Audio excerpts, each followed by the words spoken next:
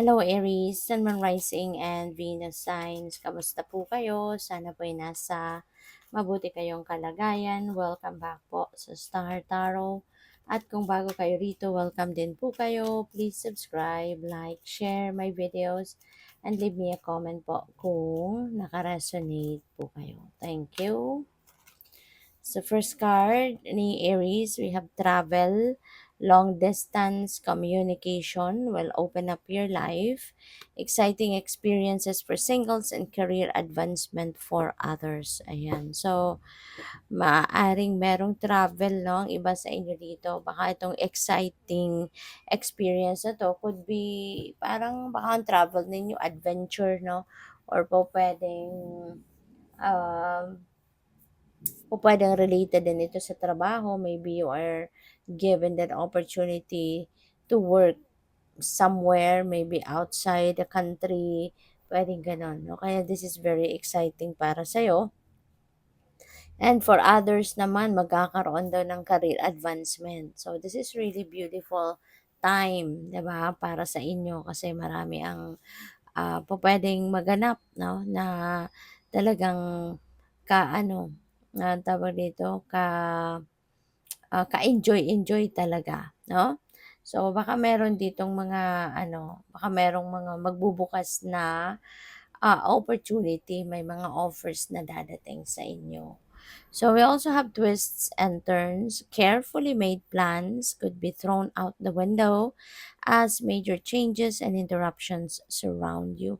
So, baka meron na ditong plano kayo, 'no? Meron ng napagplanuhan kayo pero all of a sudden maybe because merong bagong opportunity na dadating kaya po puwedeng maisasantabi mo muna yon and you are going to prioritize, ah, kung ano yung bagong dumating. Kasi baka kung ano man itong ipa-prioritize niyo.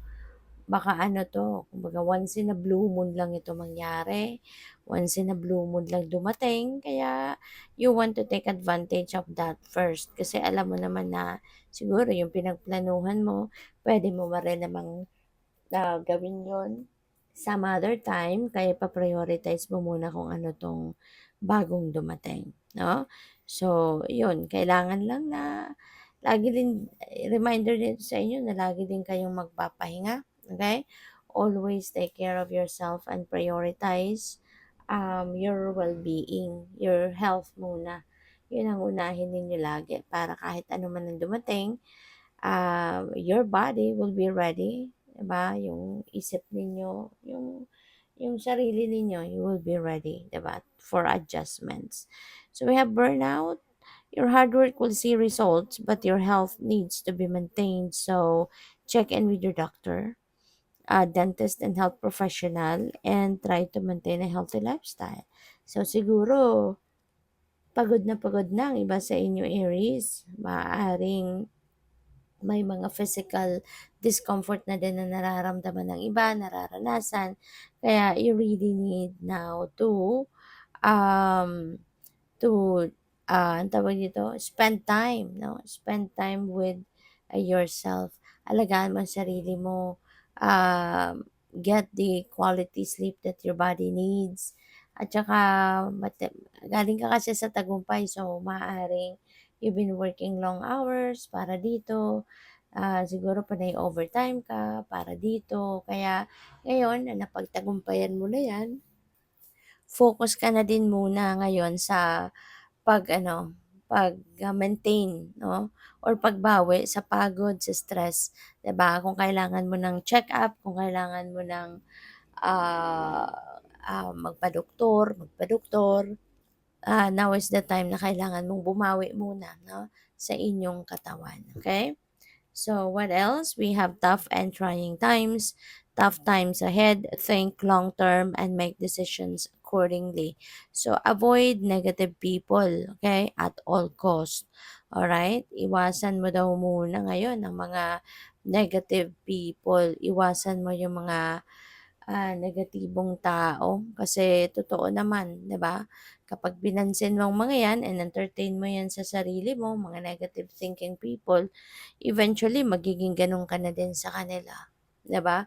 Manenega ka din kasi kung anong klaseng energy ang ine-entertain mo ay eventually yan din ang magiging energy mo na. Kaya um, as much as possible kung alam mong negatibo yung taong yan, wag mo nang entertainin, wag mo nang masyadong pagbibigyan ng pansin, 'di ba? Dead man na lang as much as possible. At saka reminder din ito para sa inyo, no? Na magsimula na kayong mag-isip ng pag-isipan mabuti kung ano yung mga magiging decisions ninyo before you make a final decision about anything.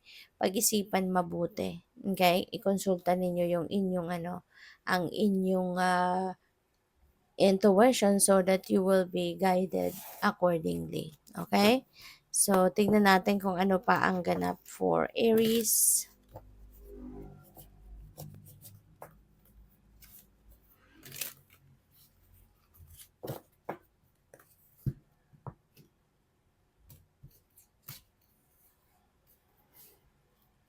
So, we have the King of Cups. Ayan, si King of Cups naman, most likely, ang iba sa inyo dito siguro, you will be embodying the energy of the King of Cups, no? Si King of Cups, this is someone na very compassionate, very, very sensitive ito na tao, matulungin, no? Kung kailangan din ng advice, si King of Cups, this is someone na magaling din, no? Magaling din siya na magbigay ng advice.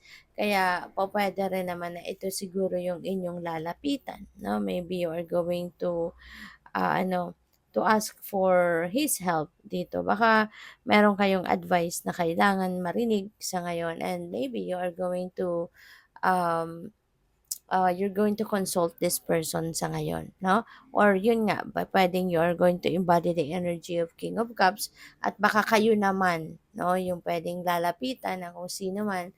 Baka meron din dito mga tao na gustong humingi ng advice sa'yo, no? Gustong humingi ng tulong sa'yo. Kaya pupuwedeng merong lalapit din sa'yo. So, we have the Eight of Cups.